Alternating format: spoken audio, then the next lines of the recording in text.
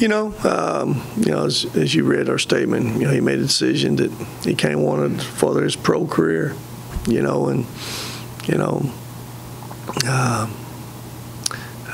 him the best. He was a nice young kid and young man, and and he'd already had his degree, so it can't fault him for that. That's what he wants to do. His opportunities overseas to go do that. So, since then, we focus kind of on our group of guys, and it gives the opportunity for somebody else to step up now. I know that his role had changed, and obviously he didn't really play very much Saturday. Was he maybe unhappy about the way things were going? Well, you'd have to ask him about unhappy. I don't know. I'm sure it may have played some part of it. I'm not sure about that. And again, that's one thing about basketball, is all kind of opportunities for kids. And maybe when you have your degree already, maybe sometimes things don't come as easy as you maybe anticipated coming. And if he's got an opportunity to go overseas and start making a living playing basketball, then I can't fault him for that, because he has his degree, and that's a plus for him. How does that change things on the court for you guys as far as? I don't think it changes anything for us. I mean, we played the last game kind of that way, and I kind of liked the opportunity to play a little bit smaller. We haven't been able to do it because we had enough perimeter guys to do it. Getting Monte back now, and he's eligible and he'll be ready to go Sunday. It gives us a little bit more flexibility out there to, slide some people around a little bit. Makes us a little bit more skilled. It helps solve some of those problems. And you were at Arkansas with us Saturday. We were smaller. Just rolled the dice with a Blanton, a young guy, and started him, and moved everybody down and around. And I think you saw it helped us with some of our issues. That ball moved better. We could get that ball inside a little better, and just had a little bit more control offensively. Made us a little bit more skilled, and we needed that skill on that floor. So getting Monte back, I think, just adds to all that. Gives us a experienced guy now that definitely adds more skill to us, and hopefully we can get a few more easy baskets. What's the rotation going to look like with Monte back? Oh, it's only, there's several of those guys can play multiple positions. We'll play them multiple positions, and Monte, he'll probably start Sunday. We ain't going to play around with that and get him going and see how long he can go, and we'll sub. I want Delano still playing. Delano can play multiple positions. He can play the 1, he can play the 3, he can play the 4. But I like his skill level. His skill level's gotten, he's gained some experience through the schedule we've been through, and it's made him better. And the more skill you got around a young guy, it's easier for them to play too. So again, at least we got another perimeter guy on that bench or coming off that bench that can help us play this way. And then we can still play, Merrick can play some 4, Jarrett can play some 4, Galen can play some 4. We're probably still without Matt. We've been without Matt all last week and all this week. He has a bone bruise above his ankle. And he was a young man. We'd kind of decided he was going to play. We'd worked him in those minutes coming off the bench. He brought energy. Every time we put him in the game. But since then, he's been hurt, not able to go. So he hadn't practiced all week. So we'll be without him for a little bit here right now still. How do you think Delano handled the tough environment in Arkansas? I believe that was his first game starting. How do you think he handled it? Well, he played 38 minutes. That's the first thing. After that first timeout, I think he turned it over. 2 of his 4 turnovers came before that first timeout. After that, I thought he was pretty good. And again, he played 38 minutes in a pretty hostile place to play against a pretty good team, against guys that get after you a little bit. So I thought he grew up a lot. Gave him a lot of confidence too. And again, confidence is something that's a contagious thing. Confidence with experience. Those 2 things he gained up there at Arkansas. Got a chance to look at much film on Troy yet? Yeah, some. I mean, Coach Field, Coach Cunningham, they're really well coached, and they got a veteran team. Hicks Hickson, Jarvis's little brother, 2 senior guys, senior point guard, and those 2 big guys on the inside can really play. I mean, Jarvis's brother's a pro-type player. Like I say, they'll be really well coached, screwed down and tough, and they'll come in here ready to play. How long have you known Jordan Tanaka? I know Little Jarvis, I always called him. I don't know what his name is. I still Little Jarvis. You know, he's Jarvis's little brother, you know. So ever since he was a little bitty cat, whatever that is, it's been a while. And he came to our camps and was at those games around his brother when his brother was playing. He would have been how many years younger than his brother? I can tell you exactly. He's a senior now. Jarvis graduated in 10, so that's 8 years. So 8 years, Jarvis would have been 30. He'd been 22, so the young man had been about 14 when he graduated. So since he was about 8 years old, that's what it was then. He was there all 4 years before we recruited him, so since he was 8 years old. Yep. Talked to Coach Cunningham. He said that when he came to those camps, he always got to be on your son's team, or that your sons always got to have little Jarvis on their team. We're trying to stack teams so my boys have a chance to win a trophy. Had no chance. You know how to do. You know you have to do that some. And Jarvis was little Jarvis was. He was always had a great feel. Undersized guy. You know, he's still undersized, but he's got great feel. Great feet, knows how to score at basketball, and he's had the ability to step out and you know, shoot the three-pointer some. So he's made himself into, you know, a terrific player, a guy that has a chance to make some money at this game. What do you think about Bassey versus Gafford? Here's what I like best. I like Hilltoppers versus Razorbacks better. I like that W better. We didn't go into that game thinking about what some of the media people wrote about, biggest game ever in Bud Walton or whatever it was, between 2 big guys. It was really 2 good big guys going at it. But what was most important was 2 pretty good teams going at it. But to answer your question, I thought after the first tip, when Bassey gave up the layup on the tip, I think he realized the speed of Gafford right off the bat. And that's one thing Gafford's got. He's got another level of speed. He can probably run with any big guy in the country. But Charles got some strength.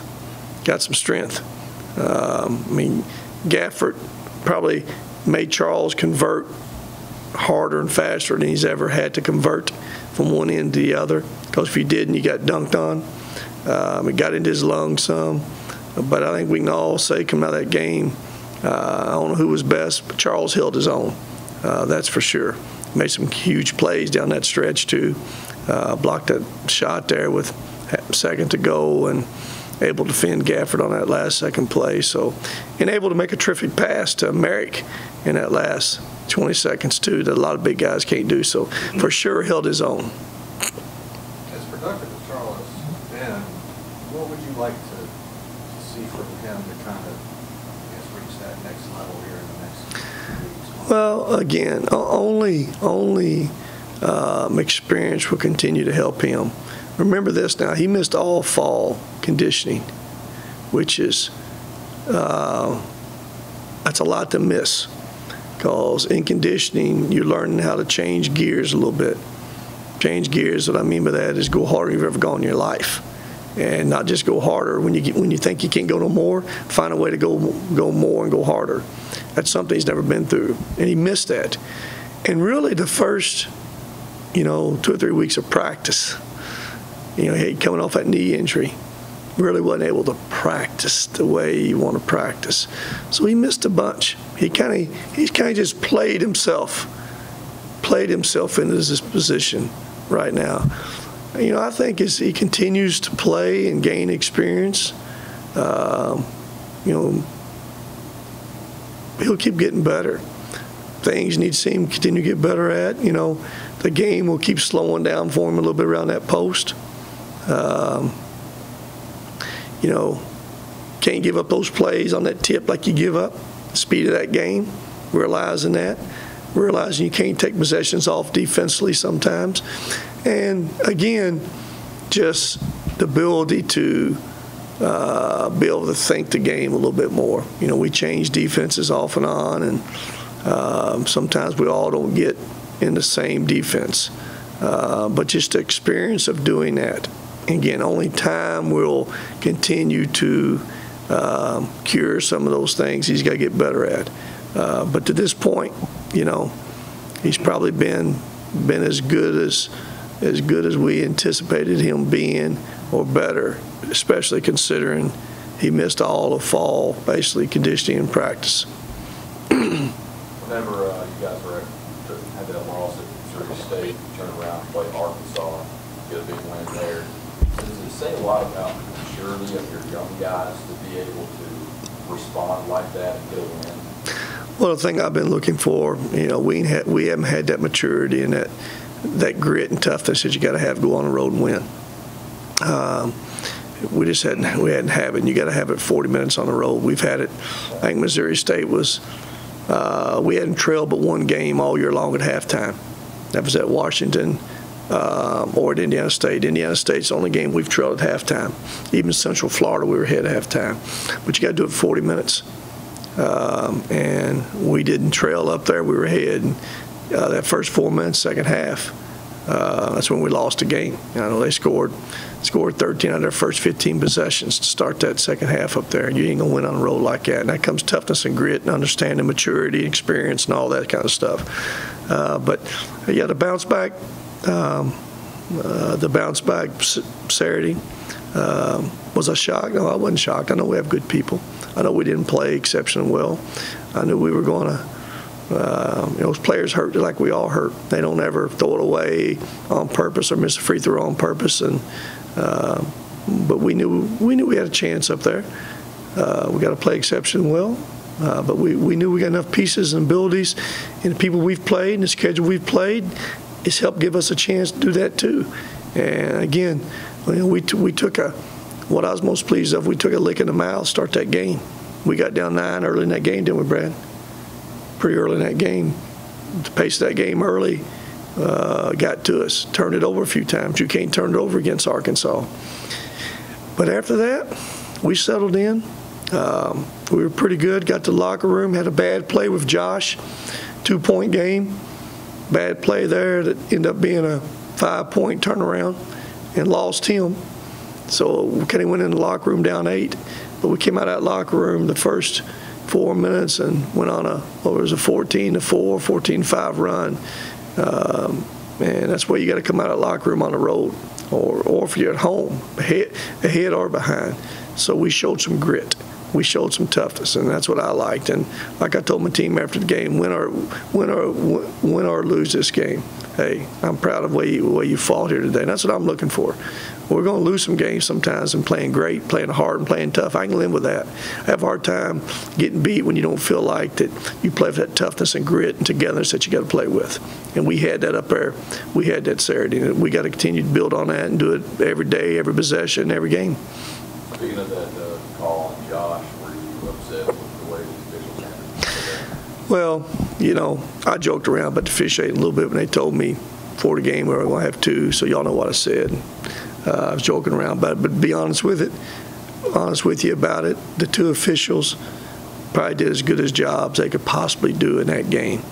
It was a fast game. It was a physical game. They're going at it.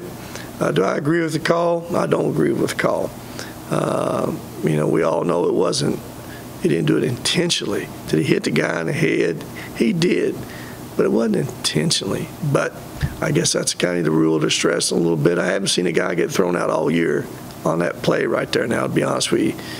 I've seen guys get thrown out because of a potential elbow. You can see he did it on purpose or try to hit a guy. But this here was not intentionally. Do you think it's intentionally, Barry? Did you see it? I was sitting too far away. Where was you at? They had me up and around. You're up in that end zone up there in that seat up there. Didn't look intentional on TV. Huh? Didn't look intentional. No, it wasn't.